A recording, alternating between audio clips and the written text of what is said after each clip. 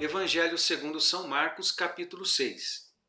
Vimos até aqui que Marcos vem registrando os feitos de Jesus, com uma exceção no capítulo 4, quando ele registra o ensino, basicamente em cima de 3 parábolas. Depois volta o registro dos milagres e os feitos de Jesus, até o final do capítulo 5, e assim também no capítulo 6. Chegando no capítulo 6, nós encontramos o registro de Jesus indo para Nazaré, onde não pôde fazer muitos milagres por causa da incredulidade. Isso me chama a atenção de como a busca pelo Senhor, a credulidade, o desespero, a vontade, a esperança estão associados com a realização dos milagres e do sobrenatural. Que sejamos de coração quebrantado, contrito, crédulos, porque experimentaremos mais milagres e mais o sobrenatural do Senhor. A partir do verso 7, então, nós vemos o registro do comissionamento dos 12 e o envio dos 12 a uma empreitada missionária. Depois, do verso 14 em diante, é o registro de Herodes e a morte de João Batista. Do verso 30 em diante, é a primeira multiplicação dos pães. E do verso 45 em diante, a gente encontra um milagre de Jesus andando sobre o mar e finaliza o capítulo 6 com um registro de vários milagres e curas que Jesus fez na terra de Genezaré. Esse é o conteúdo do capítulo 6. Uma curiosidade é que quase todo o conteúdo do capítulo 6 está registrado em Mateus capítulo 14. Marcos foi uma das fontes de Mateus, porque Marcos foi o primeiro dos evangelhos escrito. É interessante que o registro de Jesus em Nazaré está no final do capítulo 13 em Mateus.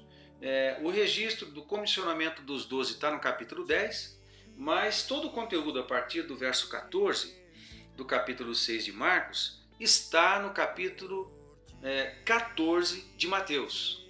E é bem interessante essa disposição. Certamente, Mateus escolheu escrever bem próximo o registro dos mesmos eventos como Marcos fez. Até a estrutura do registro de Herodes e a morte de João Batista é bem parecido. Certamente Mateus praticamente copiou o que Marcos escreveu no seu evangelho. É bem interessante de notar essas curiosidades, né? Eu quero dar um destaque para você, que está a partir do verso 30, no registro da primeira multiplicação dos pães. O que eu observo aqui que os discípulos chegaram da empreitada missionária e chegaram bem cansados. Jesus também estava cansado. Eles estavam pregando, ensinando, ministrando a muita gente. E Jesus os chama para irem para um lugar deserto, para descansar.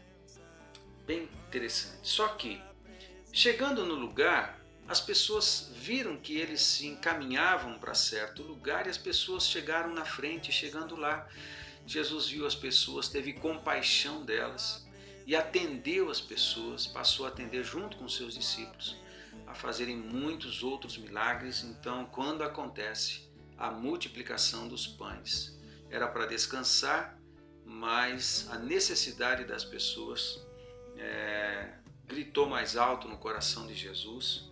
Ele teve compaixão e passou a atender as pessoas.